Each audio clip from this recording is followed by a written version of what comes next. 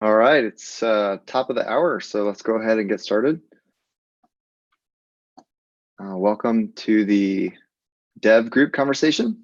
My name is Eric Brinkman. I'm the product director for the Dev section, and I'm joined by the rest of our team, including our engineers, our dev managers, our product managers, and Tim Zalman, who leads up the engineering side of the Dev section house. And so looking forward to having a great discussion today. The deck is in the agenda. And Tim, you actually have the first icebreaker question. So do you want to go ahead and take it away? Yes, thanks a lot for the intro. And yeah, in a true manner of conferences and fireside chats and conference panels, I'm going to try out to ask the first questions. And it's not cheating if anyone is asking. So Eric, and especially also all the other product managers, what do you think in terms of dog fooding and being excited, especially over the next 2-3 months? What are the features that you think from your side are the things that the team should be most excited about, that should help in their daily lives and should be really bring us forward in throughput and productivity and things like that?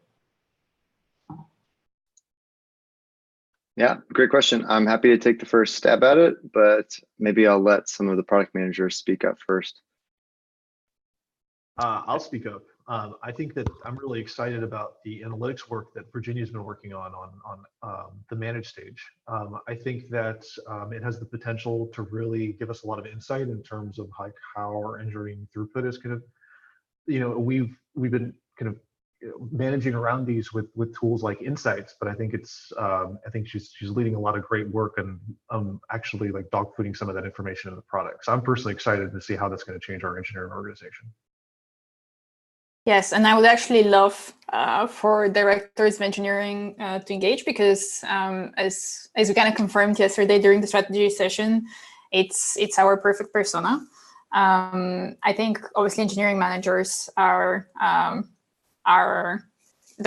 persona as well, but sometimes engineering managers actually have a very good view of what's happening if they don't manage too many people. Although at GitLab, they're always managing too many.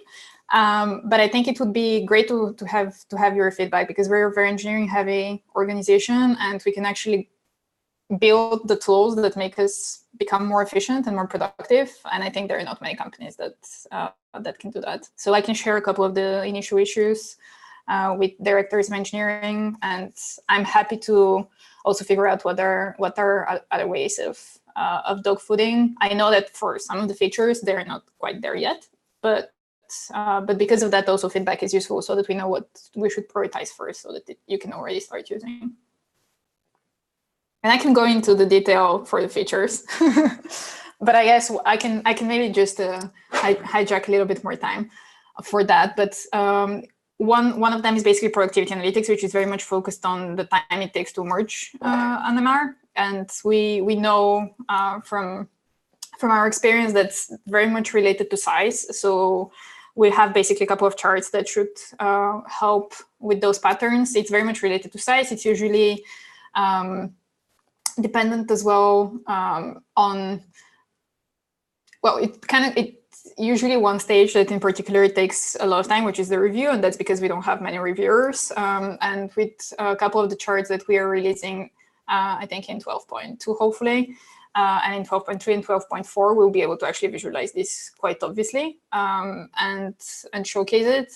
In general, we also want to have a way to obviously represent the waiting time and the block time. And I would love to get some feedback on that because I think, for example, applying manual labels would usually lead to bad quality and stuff like that. But if engineering can figure out a way that we can do this automatically so that they're not asked to do such menial tasks, I would be happy to progress. But yeah, I'm quite excited actually, and I would really love people to start dog fooding the analytics features.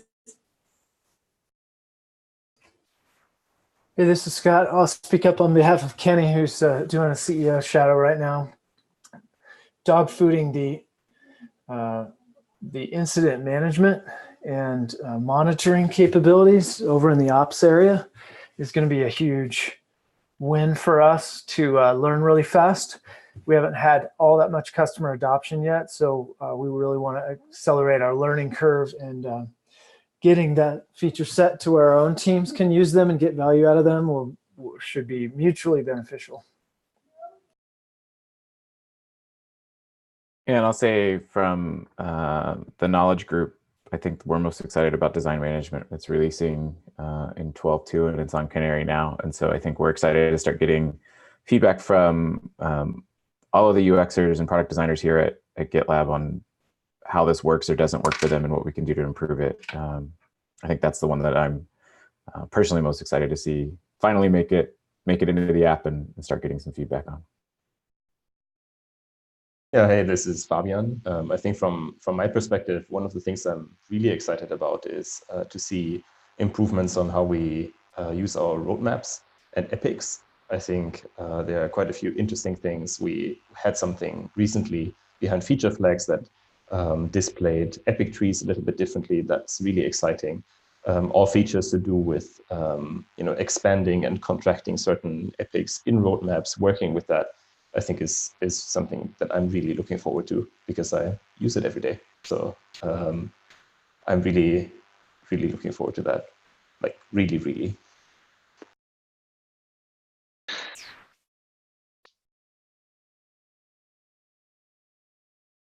Cool. I'll voice over the one while Scott's typing his next question. I'm excited for just in general plan becoming a little bit easier to use. So there's things that are not necessarily associated with dog fooding, but are just going to make the product a lot more lovable. So for example, the ability to move multiple issues from one board list to another board list is just making boards easier to use in general. We've introduced the ability to collapse boards recently.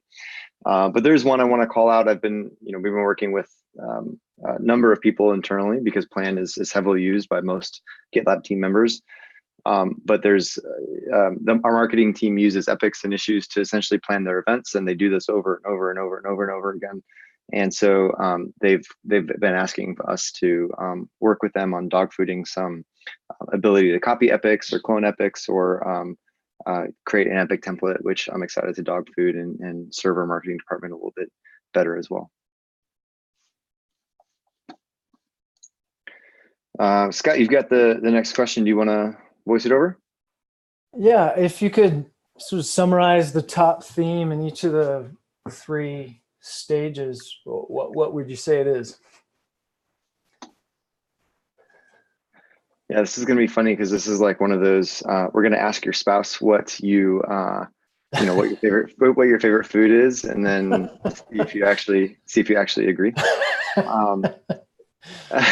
We're obviously, so just to set context on why there might be disagreement, we're working through the 1-year plan currently at the dev section, which obviously that plan would have each of these themes. It's still a work in progress right now.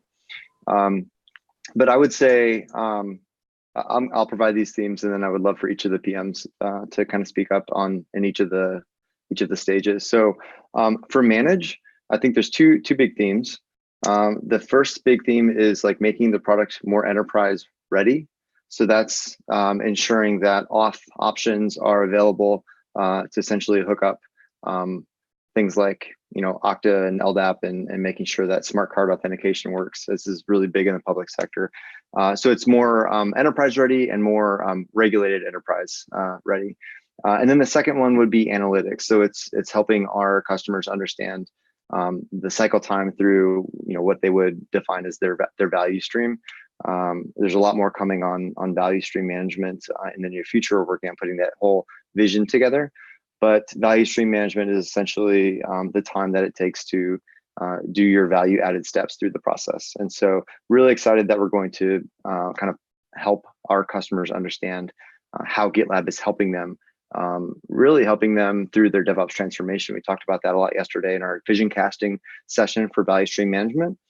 And we kind of landed on this question of how do companies prove to their upper management, to their consultants, that their DevOps transformation is being successful. I think that value stream management is a way for organizations to start to do that. So I think those are 2 really cool themes I'm excited for in manage. In plan, I think we need to start taking a look at how we can truly take a dent out of Jira. And so I think this is going to this is going to challenge some of the paradigms that we've had recently, which has always been like design for modern first. We have done a great job designing for kind of modern product management workflows in terms of making small primitives and reusing those small primitives to solve for a variety of use cases. But there are just some mainstays in some of these other project management tools that I think we're going to have to take a look at, figuring out how to incorporate some of these, or at least make them more workable in the future. And so that's pretty exciting for me. And then on Create, it's probably hard. There's so like Create has such a wide scope that it's hard to maybe boil it down to one theme. But I would say for Create, it's like investing into some things that we already have that are really usable and complete, but it's making them even better. So to give you a quick example, like wikis is a category that we have that's complete, but it's not lovable because wikis are only available at the project level, they're not available at the group level, which is really important for an organization. And so I think it's making things like that a little bit easier to use.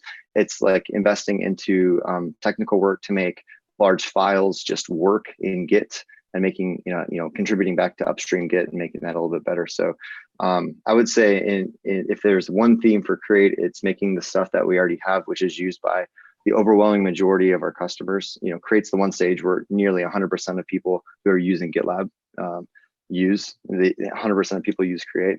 It's making that just work a little bit better and solving for some of these use cases that are prohibiting people from moving off of tools like Perforce and other things like that. So I would love for the PMs to kind of chime in. That's a meaty question, but I think it's a really important one. Thanks, Eric.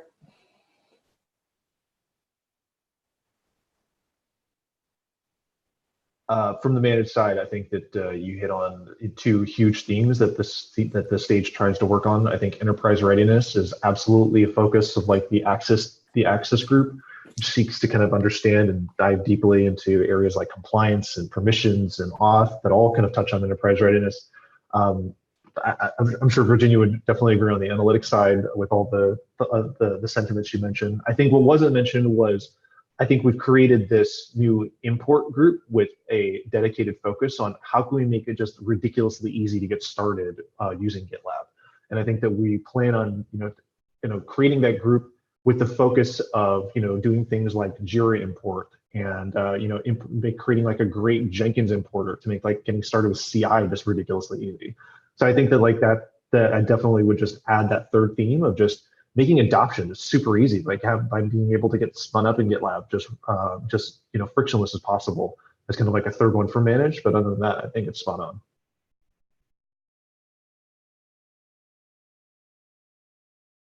Yeah, I think for Create, I don't know if James is on, but I would say the source control management stuff and really trying to go after those non-GitHub users, but those users that are on Perforce and other things, I think is certainly there for Create. And then I'll agree that the polishing of what I will call less loved areas of GitLab, which is like wikis and snippets and other things like that, I think are on track for the rest of Create. I think those are the areas of opportunity where we haven't invested time or resources. And I think it's, I think there's a lot of things we can go do in those spaces as well.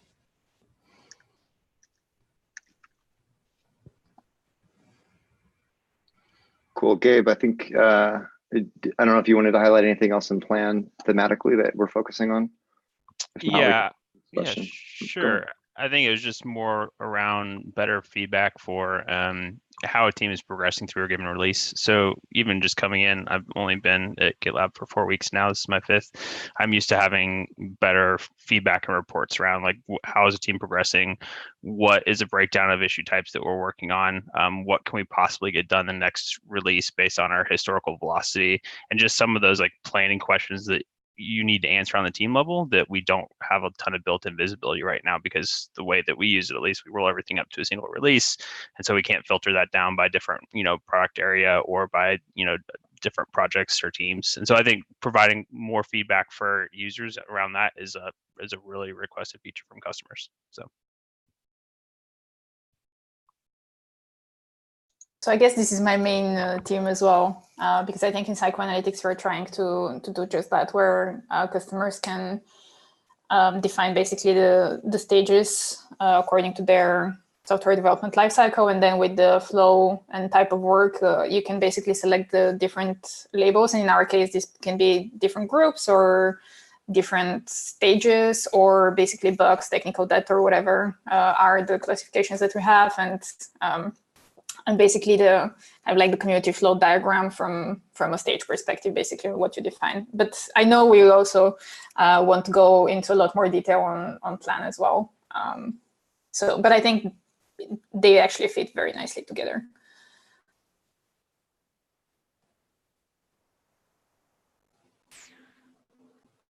Christopher, you had the next question. We've typed some things. Do you want to go ahead and voice it over? I think actually is a great question.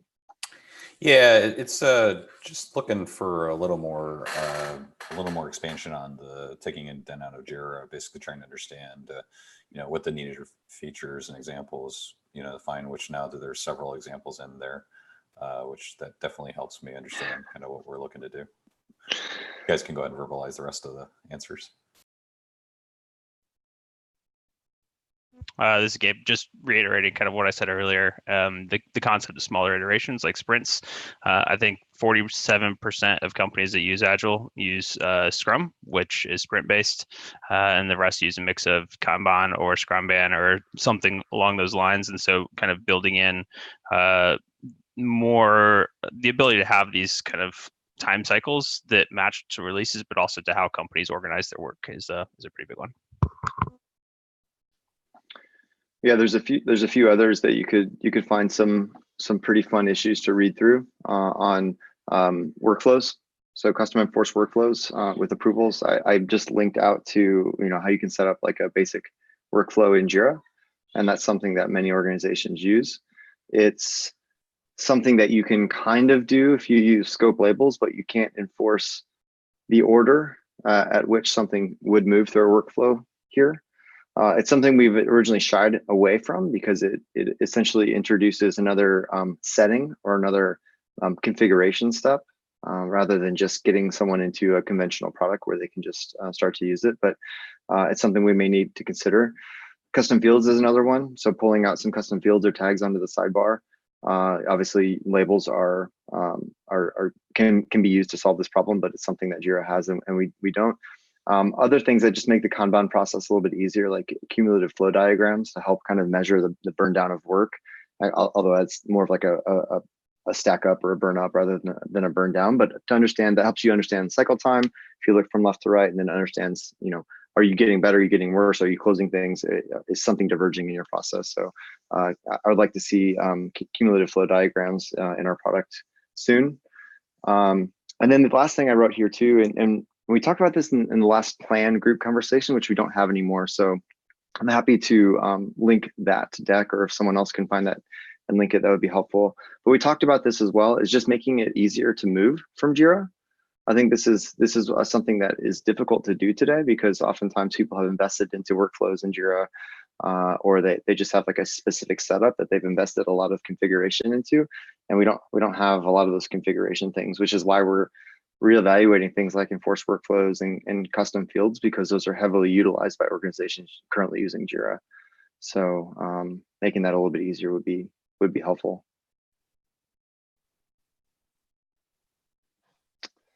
Thanks for the question, Christopher. That's a great one. Robert, you have the next question. Do you want to verbalize it?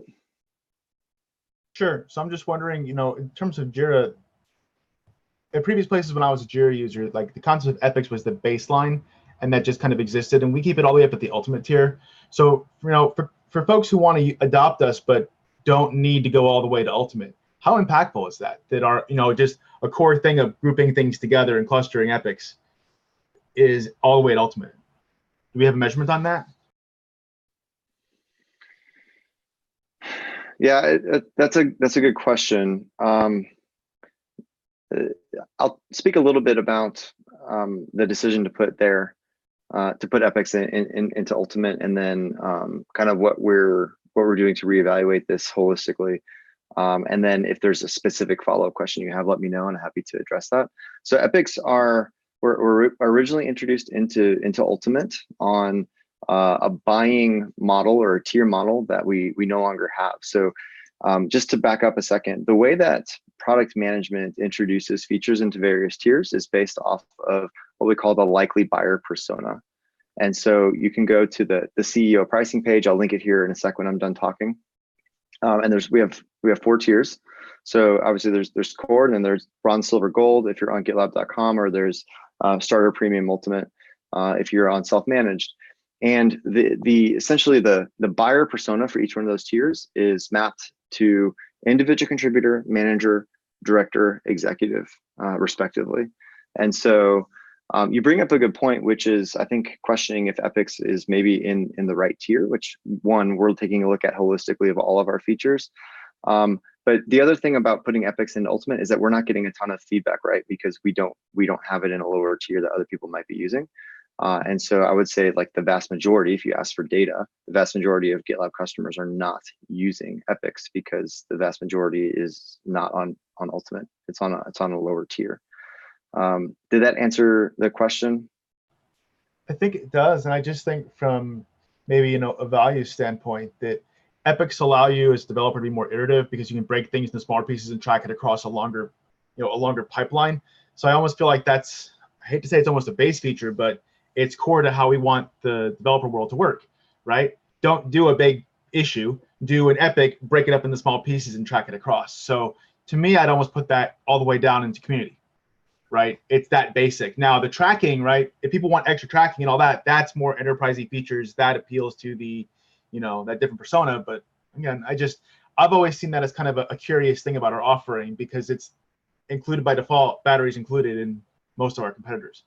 So yeah, that answers my question. I just noticed that I'm trying to find, there was an issue for it that was opened a while back and I can't find it. I commented on it, but my to-do list is too long, so I can't find the tracker.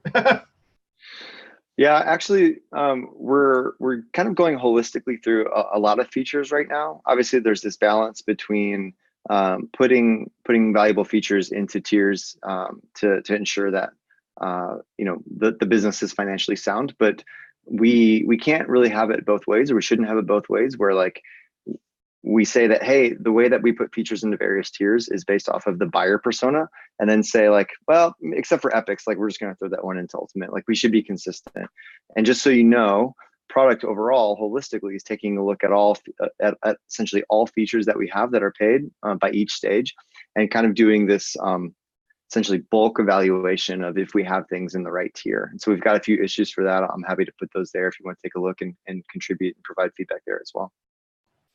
Absolutely, that would be great to just have that ability to take a look. So thank you.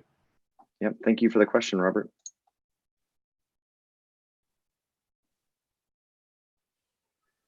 Okay, Mac, you've got the next item. Yes, sir. So speaking about epics, I am personally very excited for that issue so that our activity feeds can contain discussions that we make in epics now, because right now if you make something or comment on an epic, it just doesn't get captured in our activity feed. So this would help with discoverability and make it a lot easier. That's awesome. We don't have the dog fooding label on that. I think it's a feature work, and it's scheduled for 12.3. So I'm very excited. Okay, well, at the very least, I will add internal customer label. Awesome, thank you. Thank you for that, appreciate it.